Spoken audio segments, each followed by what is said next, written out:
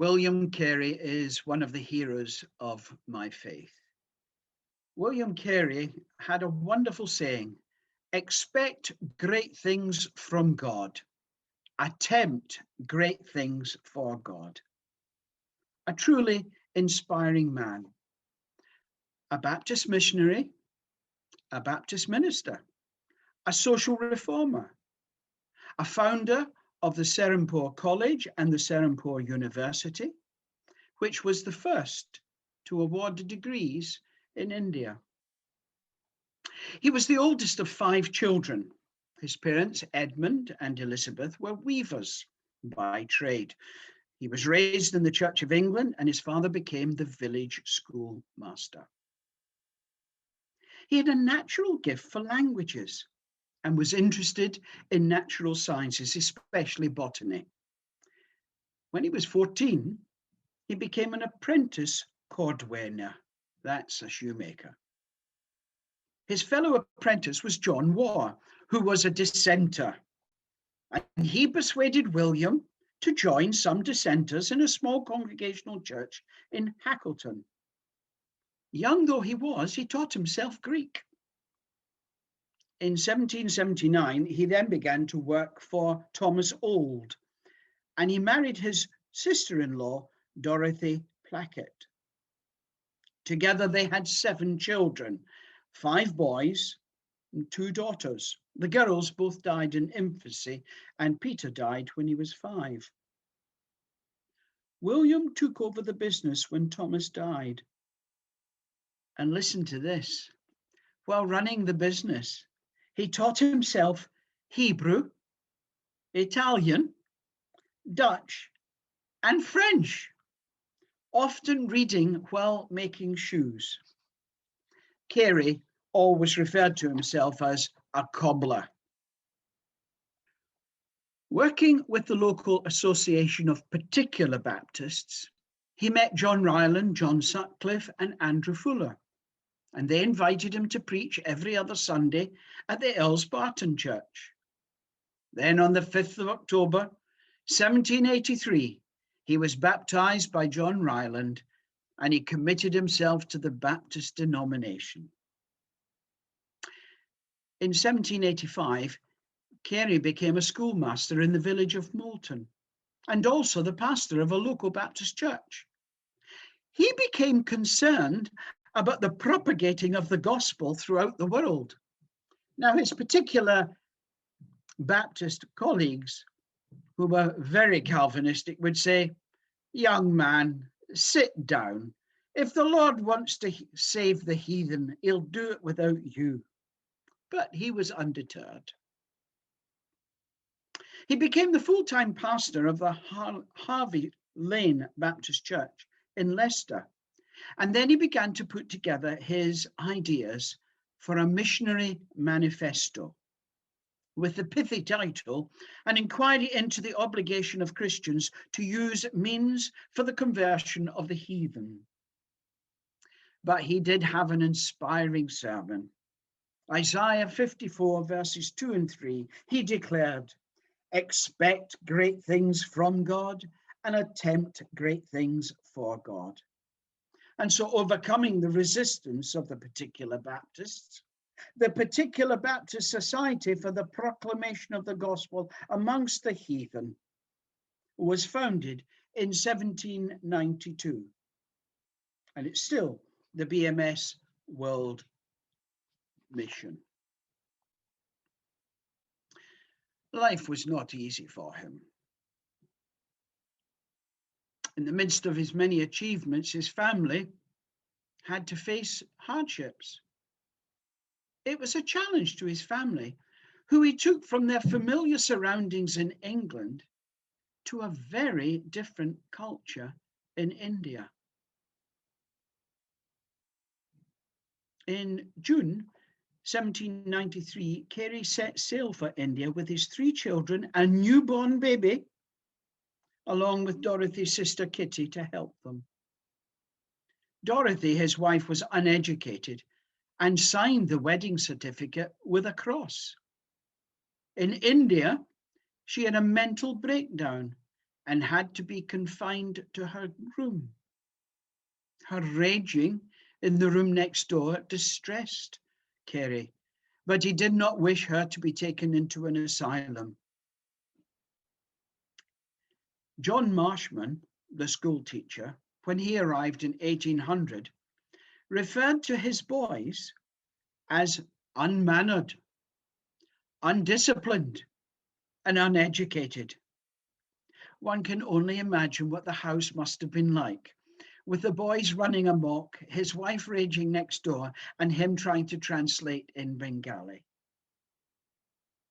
When they arrived in India, they were also plagued with anxiety and fear because they lived in a community that suffered from extreme poverty and epidemics. They were regularly reminded of colleagues who had lost their lives.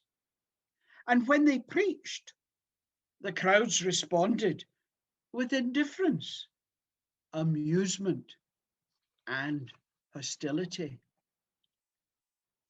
In the first year in Kolkata, they tried to support themselves and to establish their mission and also learn Bengali language. A friend had 2 indigo factories that needed managers, and so Carey and his family worked there for 6 years. Here, he completed his first revision of the Bengali New Testament and also formulated the principles of the missionary community, which were communal living, financial self-reliance, and training indigenous ministers. During this time, his son Peter, age 5, died, and his wife had that breakdown that she did not recover from and died. The London Missionary Society began to send new missionaries. John Fountain, William Ward, the printer, John Marshman, the teacher I referred to earlier, and William Grant. And William Grant died 3 weeks after arriving in India. On 2 occasions, the British East India Company were a problem. First of all, when they tried to sail from the Isle of Wight, the ship was a British East India Company ship, and they refused to transport missionaries because missionaries they saw just as a problem. Then when they arrived, the East India Company was hostile towards missionaries, and so they had to go and settle with the Danish colony in Serampore. Serampore was the place they bought a house large enough for all the families and a school, which would be their principal means of support. Now, Ward set up a print shop with a second-hand press that Carey had acquired and began printing the Bible in Bengali. At the end of the first year, they had their first convert, a Hindu, Krishna Pal. They also had the goodwill of the local Danish government and Richard Wellesley, who was then the Governor General of India. But they did have a problem, a challenge. Should Hindu converts remain in their caste? Well, in 1802, the daughter of Krishna Pal, Asundra, married a Brahmin, and this was a public demonstration that the church repudiated the caste distinctions. In 1801, the Governor General founded Fort William College, intended to educate the civil servants. He offered, and Carey accepted, the position of Professor of Bengali. Here he also learnt the Sanskrit language. He wrote a grammar for both Bengali and Sanskrit. He translated the Bible into Sanskrit, and he influenced the governor to put a stop to the practice of infant sacrifices and suti. Suti was where widows were thrown on the funeral pyre of their husband, and this was abolished in 1829. Carey married again in 1807, Charlotte, a Danish member of the church, and they were married for 13 years until her death. William Ward printed Carey's translations of the Bible in Bengali and Sanskrit, In Carey's lifetime, the mission printed and distributed the Bible in whole or in part in 44 languages and dialects. In 1812, Judson, an American missionary, joined Carey. And Carey persuaded the American Baptists to support Judson's mission. And this led, in 1814, to the foundation of the American Baptist Mission Board.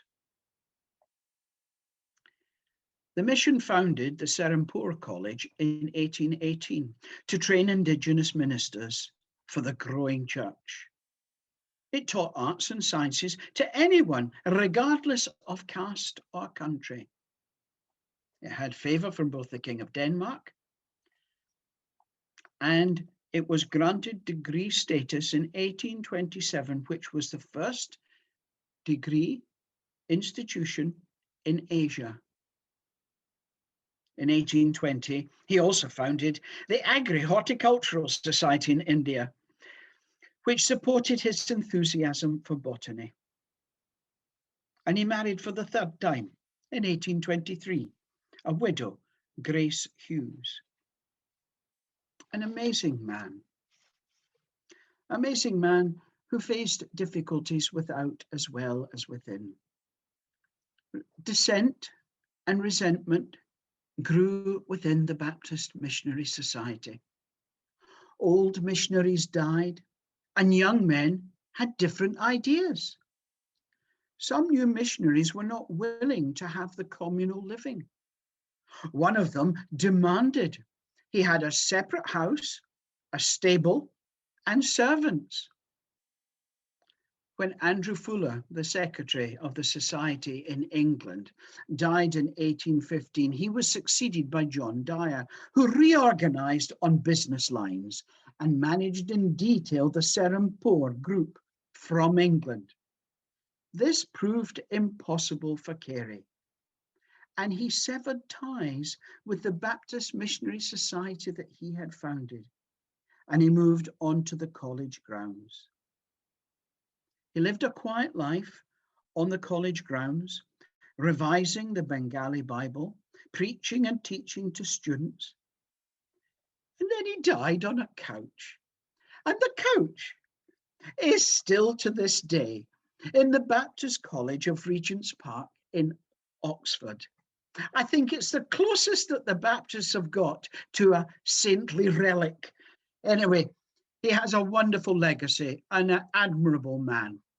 Carey spent 41 years in India without a furlough. His mission counts 700 converts. He laid the foundation for Bible translation, education, and social reform. He's referred to as the father of modern missions and India's first cultural anthropologist. He believed in understanding and controlling nature, not fearing or appeasing or worshipping it.